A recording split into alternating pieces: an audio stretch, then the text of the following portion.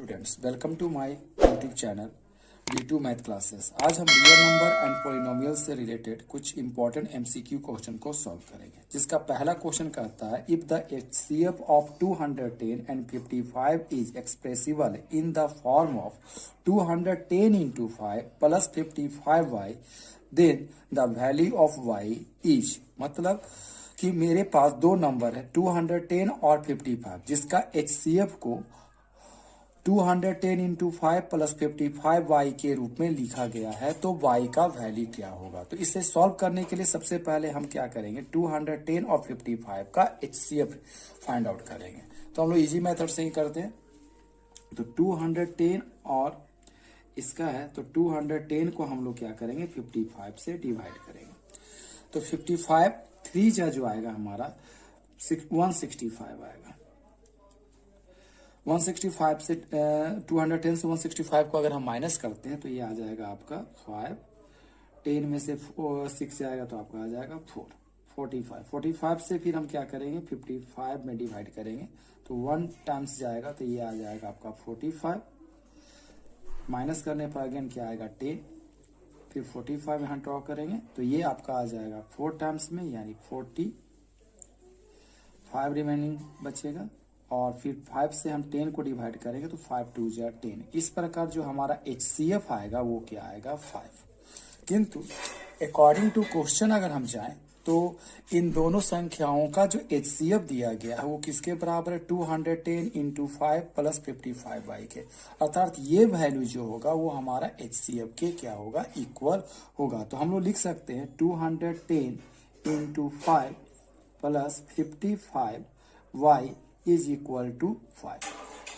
अब 210 को अगर हम 5 से मल्टीप्लाई करेंगे तो ये आएगा 0 5 10, यानी 1050 plus 55y is equal to 5।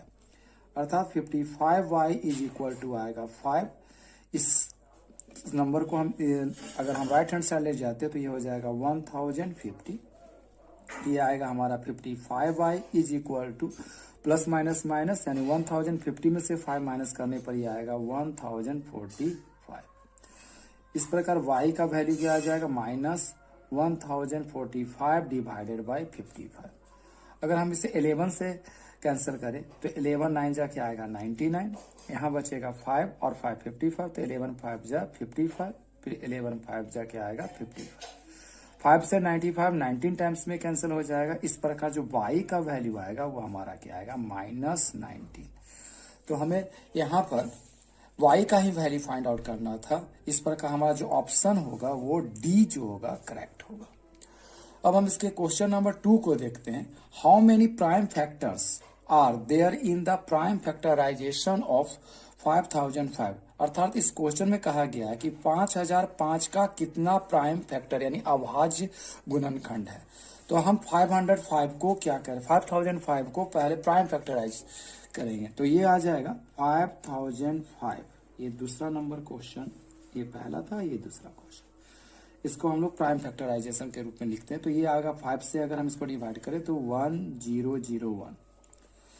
अगर फिर हम इसे 11 से डिवाइड करें तो ये आ जाएगा आपका 11 9 जा 99, फिर 11 1 जा 11। फिर ये संख्या जो होगा हमारा किससे जा सकता है, 13 से जा सकता है, 13 से 1 जा 91। तो इस प्रकार हम लोग देखते हैं कि 5005 को हम लोग क्या लिख सकते हैं, 5 into 11 into 13 into 7। तो इस प्रकार हमारा 5005 का कितने फैक्टर हुए, 1 2 3 and 4। So the correct answer is क्या होगा हमारा बी जो होगा ऑप्शन सही होगा, जो 4 है। Again which of the following is not an irrational number. तो हमें बताना है जो दिए गए जो नंबर्स है उसमें से कौन इरेशनल नंबर नहीं है, यानी रूट में नहीं है, यानी रेशनल नंबर के रूप में। तो अगर हम देखें ये 5 माइनस √3 है, तो √3 एक इरेशनल नंबर है। और हम लोग जानते हैं कि रेशनल नंबर और इरेशनल नंबर का जो डिफरेंस होता है, अर्थात परिमेय संख्या और अपरिमेय संख्या का डिफरेंस क्या होता है, अपरिमेय संख्या यानी इरेशनल नंबर होता है, इसलिए ई इरेशनल नंबर होगा, इसलिए हमारा ये आंसर तो नहीं होगा। फिर नेक्स्ट ऑप्शन में जाते हैं तो √2 और √5 अगेन क्या है, इरेशनल नंबर यानी अपरिमेय संख्या है, इसलिए दोनों का सम भी क्या होगा, इरेशनल अर्थात अपरिमेय संख्या होगा, इसलिए ये भी ऑप्शन हमारा क्या है, करेक्ट नहीं है। अब सी ऑप्शन में देखते हैं तो 4 + √2, तो √2 हमारा क्या होता है, इरेशनल नंबर अर्थात अपरिमेय संख्या होता है, इसलिए 4 और √2 का सम भी क्या होगा, हमारा इरेशनल नंबर अर्थात अपरिमेय संख्या होगा, तो ये भी ऑप्शन मेरा क्या होगा, करेक्ट नहीं होगा, तो इसलिए हमारा डी ऑप्शन ही करेक्ट होगा। तो कैसे करेक्ट है, तो 6 + √9, तो अगर हम 6 को 6 लिखे और √9 का स्क्वायर लेंगे तो ये क्या आ जाएगा, 3, तो 6 और 3 मिलकर क्या आ जाएगा, हमारा 9 आएगा। क्योंकि 9 क्या है, एक रेशनल नंबर है, इरेशनल नंबर नहीं है, इसलिए हमारा जो ऑप्शन होगा वो डी ही करेक्ट है।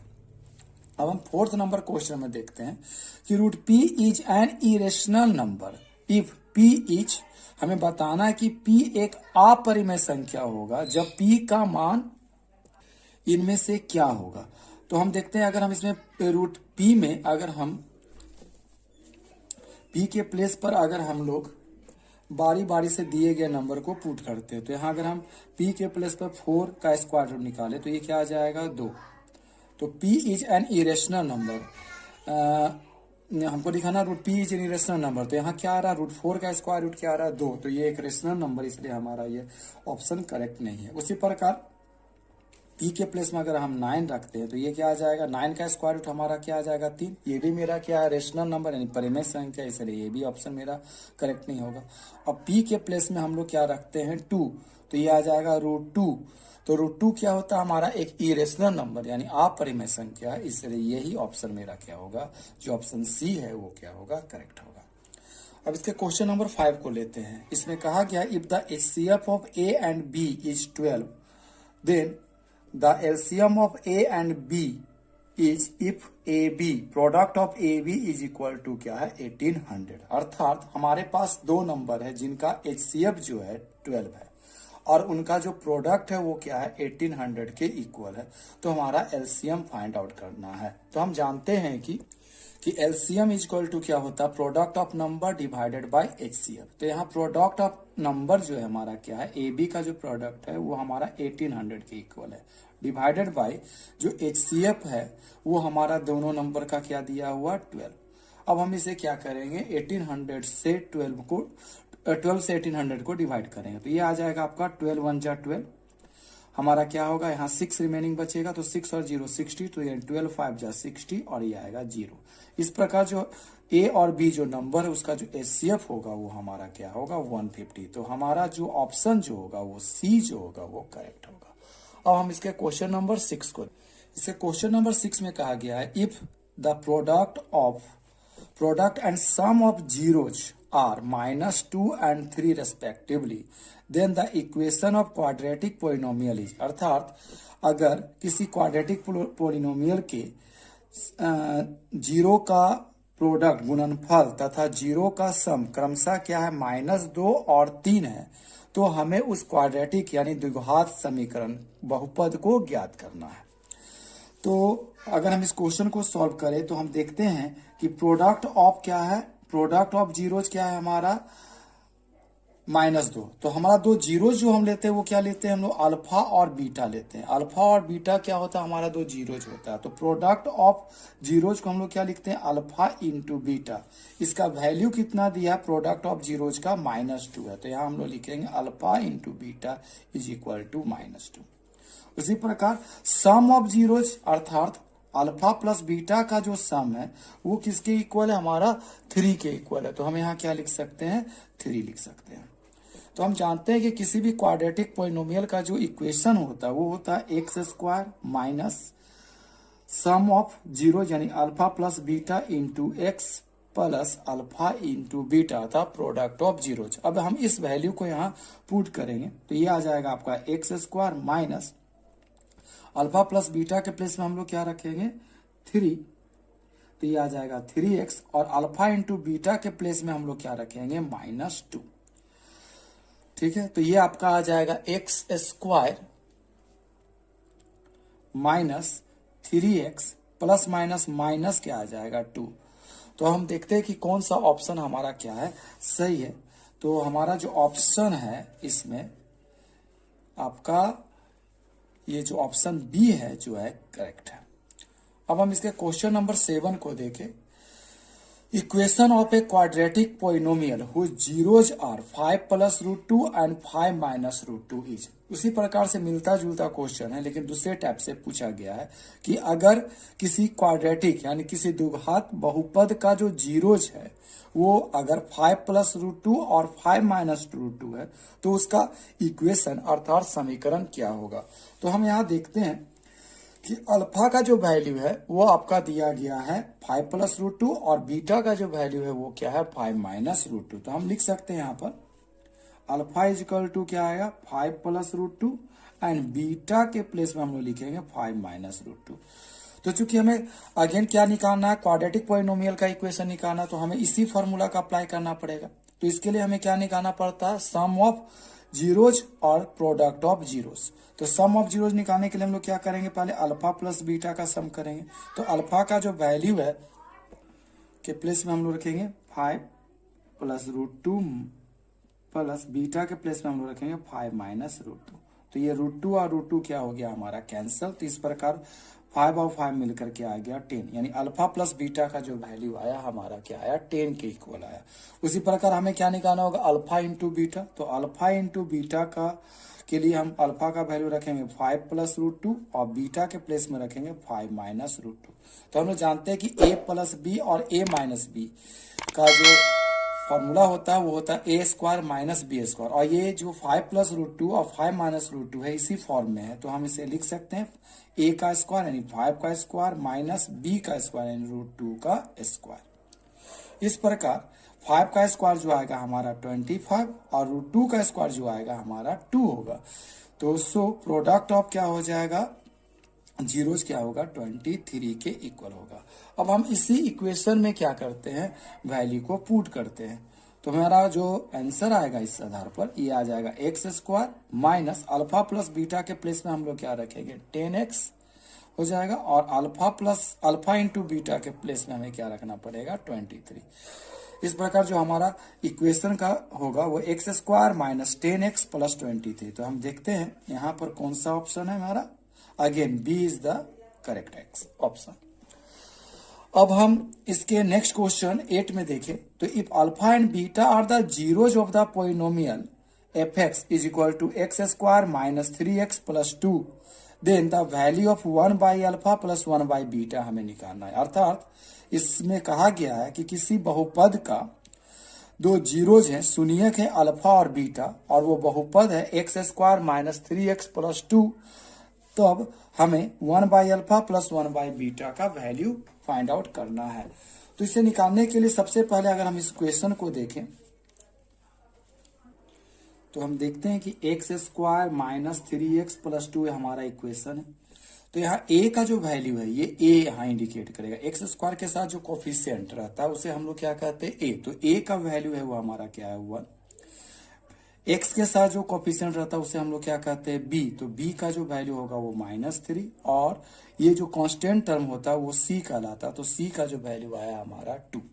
तो हम सबसे पहले अल्फा और बीटा से रिलेशनशिप स्थापित करेंगे। तो अल्फा प्लस बीटा का जो वैल्यू होता है वो हमारा क्या होता है माइनस बी बाई ए।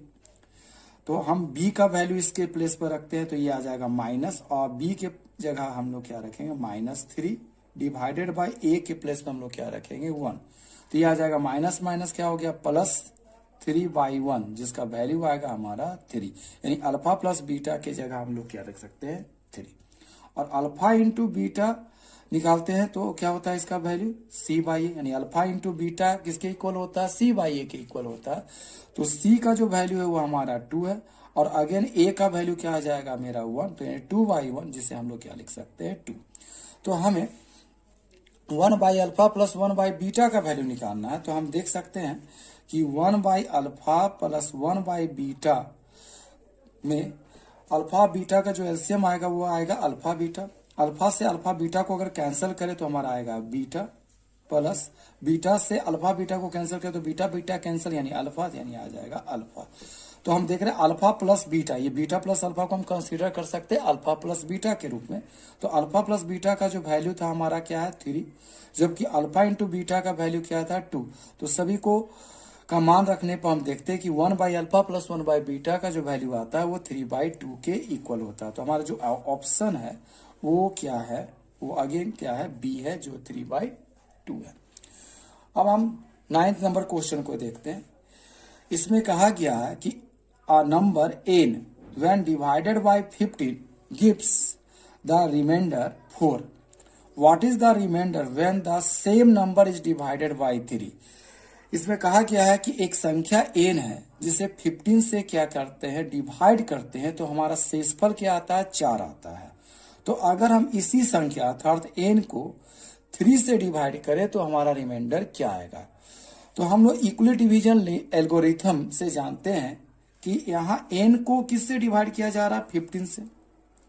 तो मान लेते इसका जो क्वोशिएंट ये है q आया और इसका जो रिमाइंडर है वो हमें क्या दिया गया है 4, तो हम इसके प्लेस में लिख सकते हैं 4। तो इक्वली डिवीजन एल्गोरिथम के आधार पर n को हम लोग क्या लिखा जा सकता है, n को हम लोग लिख सकते हैं n is equal to 15 into q plus क्या लिखा जाएगा 4 लिख सकते हैं। तो हमें क्या करना है कि 3 से अगर इसे हम डिवाइड करें तो क्या रिमाइंडर आएगा। तो अब इसी चीज को हम लोग, इस संख्या को हम 3 से डिवाइड करना है, तो हम 15 को क्या कर सकते हैं, अगर इसका प्राइम फैक्टराइजेशन ले तो ये आ जाएगा 3 इंटू 5 इंटू क्या आ जाएगा, ये हमारा क्वोशिएंट। किंतु हम 4 को क्या लिख सकते हैं, अगेन 3 प्लस 1 लिख सकते हैं। तो इन दोनों, ये जो 3 इंटू 5 इंटू क्यू प्लस 3 में हमारा जो कॉमन है वो क्या है, आपका 3 कॉमन है। तो ये आ जाएगा हमारा 5 प्लस 1 प्लस क्या आ जाएगा 1। तो ये हमारा एक क्या है, एक्सप्रेशन है जो कि एक रेशनल नंबर के रूप में हो सकता है। तो हम लोग इसे लिख सकते हैं 3 इंटू एम। इस पूरे को अगर हम एम मान लें क्वोशिएंट के रूप में तो ये आ जाएगा हमारा 3m प्लस 1। यानी इसी संख्या को अगर 3 से डिवाइड करें तो हमारा जो रिमाइंडर जो होना चाहिए वो क्या होना चाहिए, 1। तो हम देखते हैं हमारा ऑप्शन क्या है इसका, तो 1 जो ऑप्शन है वो क्या है, ए है, इसलिए ए हमारा क्या होगा, सही होगा। अब हम इसके लास्ट क्वेश्चन को देखते हैं जिसमें कहा गया है कि HCF of the smallest composite number and the smallest prime number is. तो इसमें हमें सबसे छोटे भाज्य संख्या और सबसे छोटे अभाज्य संख्या का HCF निकालना है। तो कंपोजिट नंबर हम किसे कहते हैं, वैसा संख्या जिसका 2 से अधिक फैक्टर होता है। तो सबसे छोटा जो कंपोजिट नंबर यानी भाज्य संख्या होता है वो क्या होगा, 4। क्योंकि अगर हम देखें तो 2 जो होता है वो आपका 2 और 1 से डिविजिबल होगा, 3 भी क्या होगा, 3 1 से डिविजिबल, यानी 2 ही इसका फैक्टर है। किंतु जो 4 है उसका फैक्टर क्या है, 2 है, 4 है और क्या है 1। इसलिए ये क्या होगा, सबसे छोटा अभाज्य संख्या यानी कंपोजिट नंबर होगा। उसी प्रकार सबसे स्मॉलेस्ट प्राइम नंबर क्या होता है, हमारा 2 होता है। तो 4 को अगर हम फैक्टराइज करें तो ये आ जाएगा 2 इंटू 2 और 2 को हम लोग क्या लिख सकते हैं, 2। तो दोनों में जो कॉमन आएगा वो मेरा क्या आएगा, 2। यही हमारा क्या होगा, HCF होगा। तो इस प्रकार सबसे स्मॉलेस्ट कंपोजिट नंबर और सबसे स्मॉलेस्ट प्राइम नंबर का जो HCF होगा वो हमारा क्या होगा, 2। तो हमारा जो ऑप्शन होगा 2 जो है वो सी है, इसलिए यही क्या है, सही है।